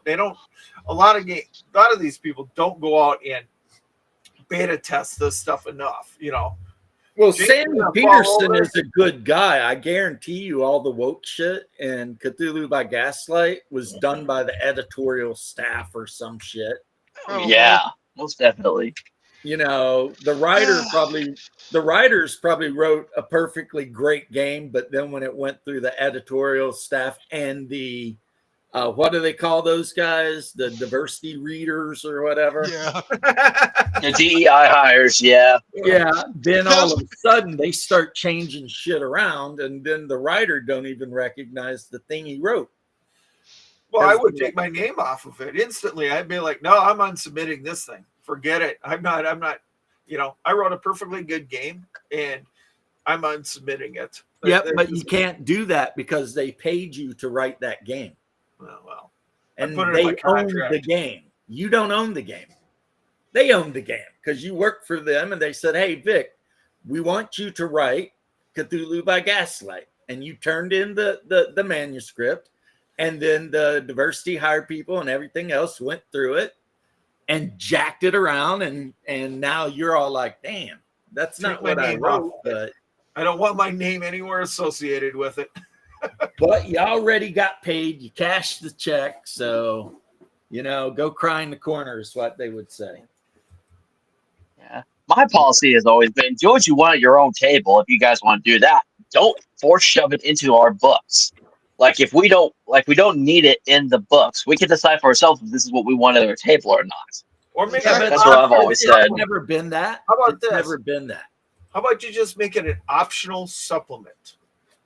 Nope. You know what I mean? Nope. These are some optional rules you can buy and use inside the game if you want. Yeah, but here's the core base rules. Missing all the points. Huh? What do you mean? Well, you're thinking like a rational human being. Sorry.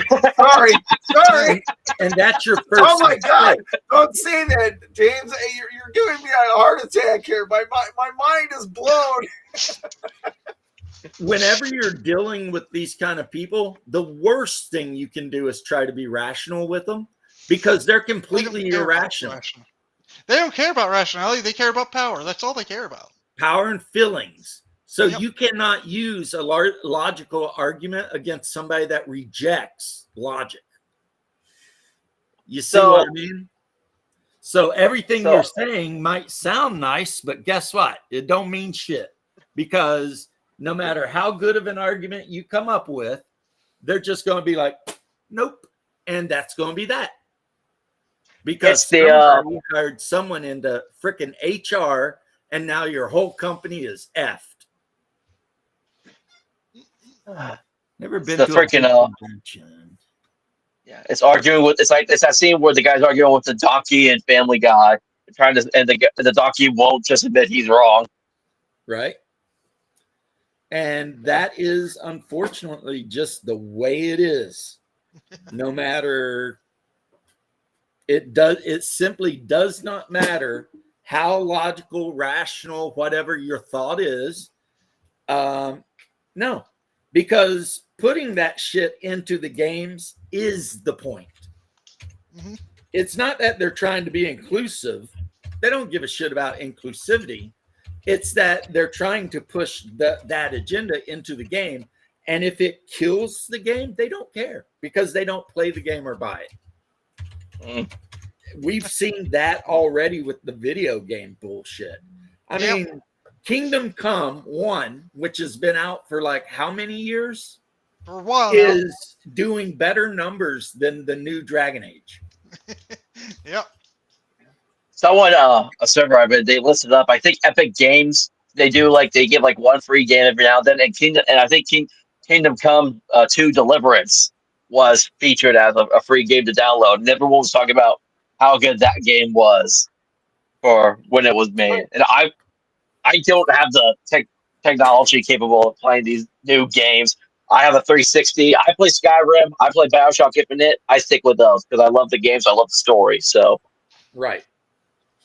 Well, first they were mad at Kingdom Come because there was zero diversity, but the people who make Kingdom Come, whatever, they're from the Czech Republic, and they were like, "Yeah, pound sand. There's no diversity in 10th century Bohemia." So, and believe it or not, they stuck to their guns on that shit. And people got mad and cried bitter tears, and they were like, nope. And then the game come out, and it turned out the game was actually really good. And a lot of people played it. Still one of the best games out there. Yeah. I mean. Yeah, I follow there's a video game creator I came across not too long ago, and he was talking about he was creating this game. I think you could buy it on itch.io and stuff, and people were asking him if he would like add in like, hey, could you add in like same-sex stuff into this? And he's like, no, I don't want to add this. This is my game. I want to make the game I want to make. And and when the game released, everyone just hounded him and left basically false negative reviews because he wouldn't cave in and do what the woke mob wanted him to do. And so he basically became this weird kind of viral sensation because he posted a reply being like, I will make the game that I want to make, and y'all can't change it for me. That's basically what happened with the guys that made Kingdom Come. Yeah. They were just like, we're making a game that's going to be as historically accurate as possible to 12th century Bohemia, Central Europe, and full of Slavs and Germans, and but really nothing else. And they're like, and we will not change it because what you guys are asking for is not historically accurate. When they're like, well, what about the homosexual option? And he's like, well, at this time, Bohemia was ruled over pretty hardcore by the Catholic Church. So if you chose that option, you would also get executed. So it'd be like, yeah, that'd be a good way to just end your character. Get caught, doing some shit like that. But it's like... That reminds me. And what's weird is, since we're talking about this a little bit before I gotta go, is as people say, the people who are online complaining about this shit are not going to buy your game. They're not. They're not going to buy your game. They're just bitching because they want power over whatever you're doing. Yep. But not a single one of them is going to buy your game. So if you give in and bend the knee and you change everything to make them happy, all you're doing is pissing people off that would have bought the game. I want to ask a question. Yep. What does it matter what your sexuality is if you're fighting something? Yeah, you Exactly. wouldn't, but what does it matter what your sexuality is if you're fighting something? God doesn't give a fuck how you identify. The only thing I can think of that would matter is a disability. So is your sexuality a disability? Question mark. I would say yes, but then again, I'm a super I far don't give a right rat's butt what your monarchist sexuality is. / Orthodox Christian. I don't care. It And a doesn't lot of matter. people don't like that. And I always explain it. They're like, why are you a monarchist? And I was like, I'd rather have a mediocre king for 40 years than elect mediocre representatives every 4 years. That's So- basically it. And spend all this billions of dollars on campaigns just to get mediocre candidates into positions where they can be mediocre. Why not just have a king? It just seems like it makes more sense. But So hey, I bought this. I agree with that. I'm just blown away by why they think that would make a factor in how you fight something. I don't see it at all. When I played the original Dragon Age, you could be in a same-sex relationship if you want to. Now, of course, I didn't. I went for the black-haired gothy witch chick because that's my type. Back then, anyway. I think everybody did. A lot of people probably did. Yeah. But it wasn't even a big deal because it wasn't like something they promoted. No, It was just something that was in the game that if you wanted to do, you could. Mm-hmm. But it wasn't like, oh, and by the way, guys, if you want to be gay, you can. No, you just could, but no one cared. It wasn't a big deal. So the result was no one cared, and it wasn't a big deal. And if you were playing your game at home and decided you wanted to hook up with the blonde-haired dude that's going to end up being the king, okay. No one cares because no one knows what you're doing in the privacy of your own home. So whatever, right? But now it's all about pushing it, putting it right in your face. And the new Dragon Age, as soon as I saw the commercial where the one lady does push-ups for accidentally calling a they, them, a she, I was like, oh yeah, no way I'm buying this. Forget that shit. Yeah, I actually am seeing clips on Instagram when I scroll through some of the shorts of people that are like playing through the Dragon Age, the new Dragon Age, and they're just calling out the stupidity and some of this weird scenes that happen, especially with that one they them character. They keep calling it, it's like, why is she acting like this? This is stupid. Or why are they acting like this is stupid? So there's like some normies out there that are kind of waking up to some of this crap.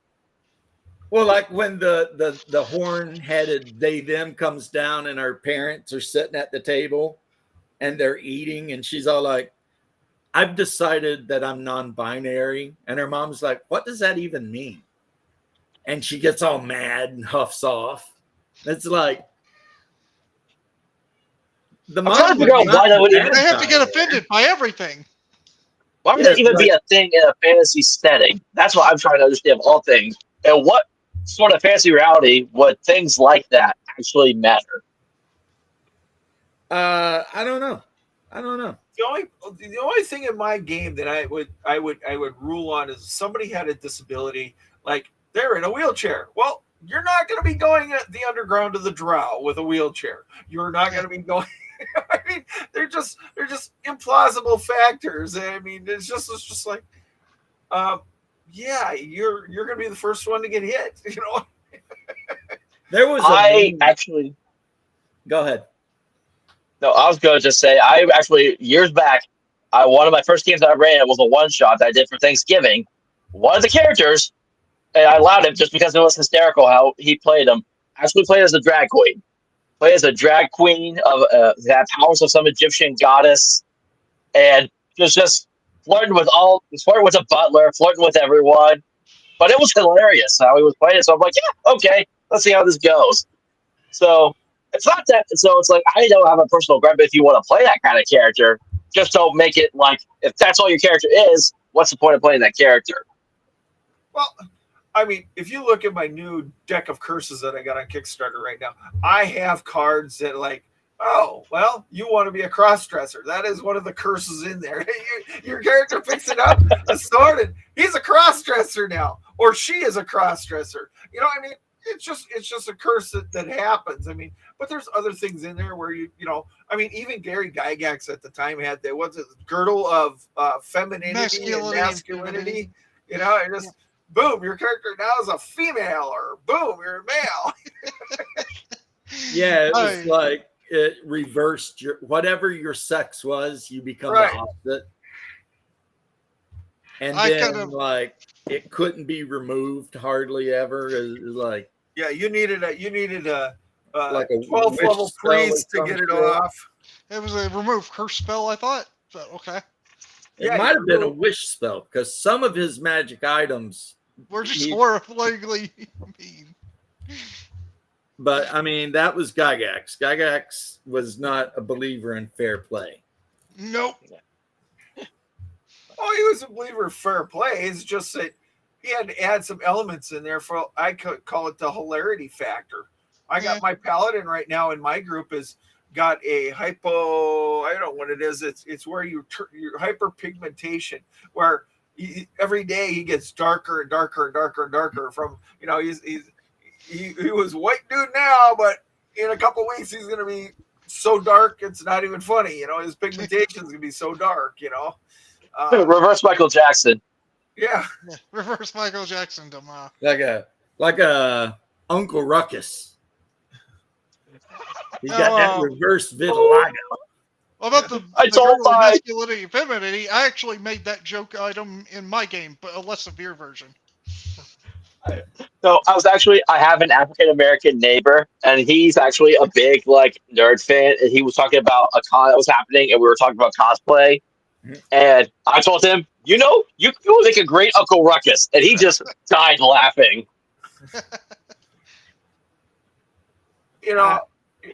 It's always the extremists that go crazy about that stuff. You know what I'm saying? It's always a white Karen that gets offended. Yep. Oh God. I call them extremists. They just don't have enough brains to say.